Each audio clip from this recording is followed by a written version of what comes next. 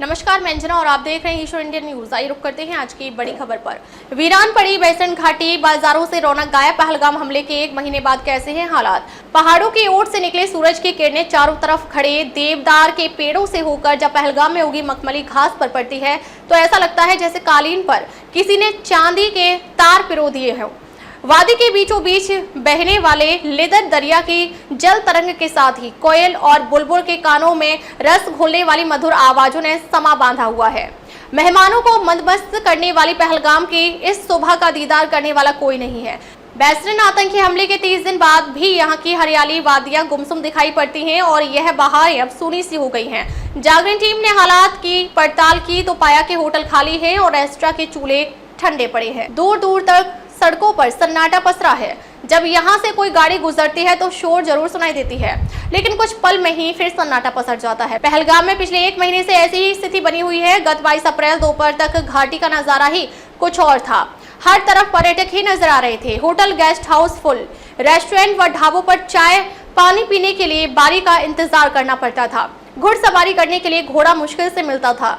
बेताब वैली, आडू, चंदनवाड़ी जाने के लिए वाहन ढूंढना मशक्कत का काम होता था।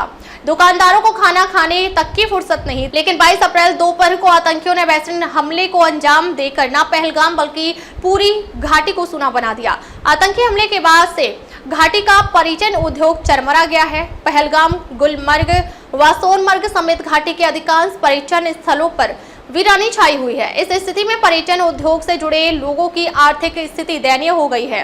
वहीं पर्यटन विभाग ने भी स्वीकारा है कि इस घटना से पर्यटन उद्योग पटरी से उतर गया है। विभाग के अनुसार पर्यटन उद्योग को पटरी पर आने में समय लगेगा।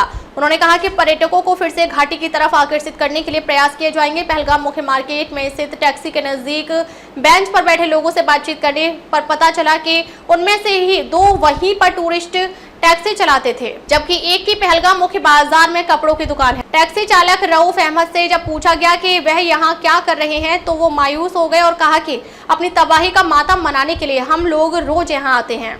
रऊफ के साथ ही बैठे जुबेर यतू ने कहा कि यकीन नहीं होता कि यह हमारा ही पहलगाम है जो इन दिनों मेहमानों से खचाखच भरा रहता था। बाजार की तरफ इशारा करते हुए जुबैर ने कहा कि आप खुद देखिए बाजार का हाल, सब कुछ ठप है। मेरी मुख्य मार्केट में दुकान है और पास के गांव लारीपोरा में रहता हूं। इस घटना के बाद से दुकानें बंद हैं और मैं घर में बैठे बैठे तंग आ चुका हूं। अब तक के लिए बस इतना ही। फिर मिलते हैं एक ऐसी ही बड़ी खबर के साथ। तब तक के लिए नमस्कार और देखते रहिए ईश्वर इंडियन न्यूज।